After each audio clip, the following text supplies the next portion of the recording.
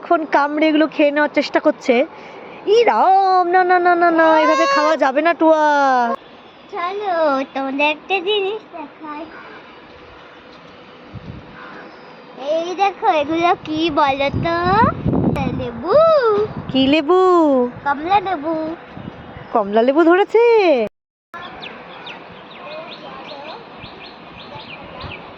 আমাদের অনেক দিনের শখ ছিল যে একটু ছাদ বাগানে কমলা লেবু হবে, তো হয়েছে, বাট সেগুলো খাওয়ার মতন হয়নি। দেখো টুয়ার খেয়ে কি অবস্থা সেটা এবার তোমাদেরকে দেখাবো। ও লেবু ছিঁড়ে ফেলেছো গাছের থেকে? কেমন? হ্যাঁ, টাকা আর কি? লেবু এত টক, টুয়া পালাচ্ছে। কই দেখি। হ্যাঁ, জনমের টক। দেখি তোর মুখটা দেখি কেমন হচ্ছে। লেবুটা দেখি, লেবুটা দেখা, লেবুটা দেখা। দেখো কি সুন্দর, পুরো লেবুর কোয়াই হয়েছে একদম, কিন্তু টক।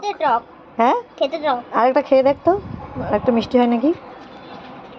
হ্যাঁ, হবে হবে, টকই হবে। টকই হবে।